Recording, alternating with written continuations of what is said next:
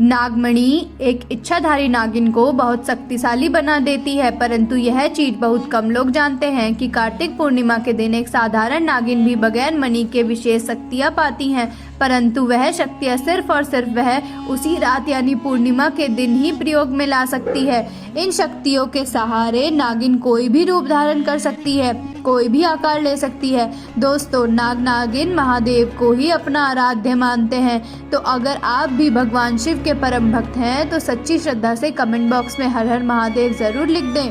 दोस्तों, यह चमत्कारी घटना उत्तर प्रदेश के छोटे से गांव लक्ष्मणपुर की है।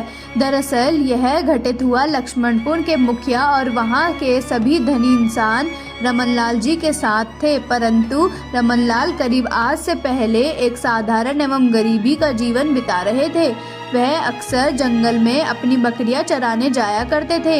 एक दिन बकरी चराते चराते वह जंगल के थोड़ा और अंदर निकल गए। इस जंगल में एक इच्छाधारी नागिन अपने नाग के साथ एक विशाल पेड़ के पास रहती थी। वह नागिन गर्भवती थी। शाम का वक्त था और रमन जब उस पेड़ के पास से गुजरा तो उसे वहां एक तेज चमकती हुई चीज दिखाई दी, परंतु साथ ही वह दोनों नागिन भी वह पहले डर गया और वहां से तुरंत जल्दी निकल गया, परंतु उस रात उसे वह चमकती चीज का बार बार ध्यान आ रहा था। वह इतना तो समझ गया था कि वह हो न हो बहुत मूल्यवान चीज है और अगर वह मुझे मिल गई तो मैं धनवान हो जाऊंगा, परंतु सबसे बड़ी मुसीबत थी वह दोनों नागिन। अगले दिन वह वापस जंगल उसी पेड़ के पास गया और कुछ दूरी से उस पेड़ के पास रह रहे नागिन को देखने लगा। कुछ देर देखने के बाद उसने ध्यान दिया कि नागिन तो गर्भवती है। उस रात घर जाकर सोचने लगा कि अच्छा मौका होगा जब नागिन अपने बच्चे को जन्म देगी तभी वो नागमणि चोरी करेगा, क्योंकि उस समय नागिन कमजोर होगी, बस नाग को मारना होगा। दोस्तों, कहते हैं कि अगर किसी नाग के मुंह की तरफ गोबर मार दिया जाए तो वह अपना होश खो बैठता है। अब रमन हर रोज गोबर लेकर उस विशाल पेड़ के पास छुपाकर एक दिन सही मौके का इंतजार करता है।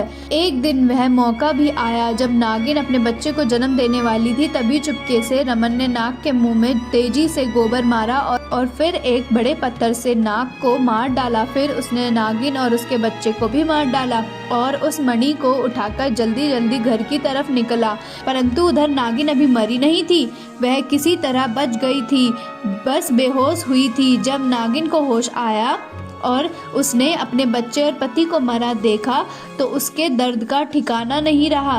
वह गुस्से से पागल हो रही थी और उसने रमन से बदला लेने की ठानी, परंतु मणि के चले जाने के कारण वह अपनी शक्तियों का प्रयोग नहीं कर पा रही थी, परंतु अभी भी वह अपना रूप परिवर्तित कर रही थी। इधर रमन को जैसे ही वह मणि मिली उसका पूरा जीवन ही परिवर्तित हो गया। उसकी फसल काफी अच्छी हुई और अच्छे दामों में भी बिकी, मानो जैसे रमन की लॉटरी निकल गई हो। वह जो भी धंधा कर रहा था उसको फायदा ही मिल रहा था और रमन को पता था कि यह सब उस नागमणि का चमत्कार है। गांव में अब हर जगह उसका नाम था। रमन की शोहरत को देख एक अच्छा रिश्ता रमन के पास के ही गांव से आया और रीना नाम के एक सुंदर स्त्री से उसका विवाह संपन्न हुआ। रीना अपने पति रतन को बहुत प्यार करती थी और बहुत इज्जत देती थी। रमन भी अपने पत्नी के व्यवहार से बहुत प्रभावित था। दोनों एक दूसरे का कदम कदम पर साथ निभाते।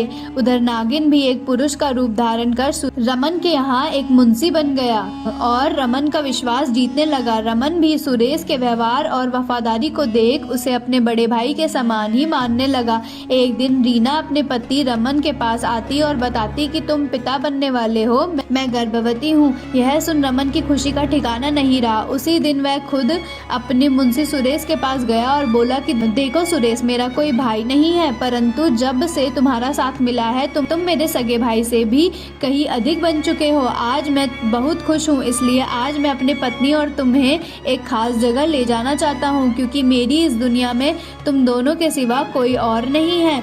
और वह अपनी पत्नी और सुरेश को कार में बैठाकर गांव के कोने वाले एरिया में ले जाकर एक छोटी सी कुटिया के सामने रोकता है और बताता है कि जब वह छोटा था तब इसी कुटिया में उसकी माँ की जान उसे जन्म देते हुए हो गई थी। उसके पिता तो पहले ही गुजर चुके थे। तब एक बूढ़े बाबा ने उसकी माँ को वहीं दफन कर दिया था। और रमन बताता है कि जब भी वह बहुत दुखी होता है तो इस कुटिया के पास चला आता है इस जगह उसको सुकून का एहसास होता है। और आज तुम दोनों को मैं इसलिए यहाँ लाया हूँ क्योंकि तुम दोनों मेरी जिंदगी का अहम हिस्सा हो। दोस्तों, यह सुन सभी की आंखों में आंसू भर आए और कुछ देर रुकने के बाद वे वापस पहाड़ी से होते हुए घर को जाते हैं तो अचानक पहाड़ी पर कार बड़े पत्थर से टकराती है और झटके के साथ रमन तो कार में ही फंसा रहता है, परंतु उसकी पत्नी रीना पहाड़ से नीचे गिर एक पेड़ पर अटक जाती है और उस पेड़ के ठीक नीचे बहुत गहरी खाई थी। दोस्तों, वह रात कार्तिक पूर्णिमा की थी। सुरेश अपनी शक्तियां प्रकार पुनः नागिन रूप धारण करता है। रमन सुरेश को देख चौंक जाता है। वह नागिन बताती है कि कैसे ठीक इसी तरह वह भी इस स्थिति में थी जब रमन ने उसका पूरा संसार लूट लिया। तुम्हारी पत्नी और बच्चे को मारकर आज मेरे पास बदला लेने का मौका है। रमन घायल गाड़ी में फंसा हुआ था और रो रो कर नागिन को बोलता है कि भले ही मेरी जान ले लो, मेरी पत्नी गर्भवती है, उसे छोड़ दो। पर तभी उस नागिन को अपनी वह स्थिति याद आती है। क्या जब कोई अपना छिन जाता है वह जिंदगी का सबसे बड़ा दुख होता है। नागिन ने रमन का उसकी पत्नी के प्रति जब सच्चा प्यार देखा तो उनको माफ कर दिया। जब रतन हॉस्पिटल से स्वस्थ होकर अपनी पत्नी के साथ घर वापस लौटा तो उसे अपनी गलती का एहसास हुआ और उसने जाना कि उसने कितनी बड़ी गलती की है। वह नागमणि को लेकर उस विशाल पेड़ के पास गया और उस पेड़ के पास रख फूट फूट कर रोने लगा और शाम को घर वापस आ गया। दोस्तों, कभी कभी इंसान लालच में इतनी बड़ी गलती कर बैठता है कि फिर उस गलती को कभी भी ठीक नहीं किया जा सकता, बस अंत तक पछतावा ही रहता है।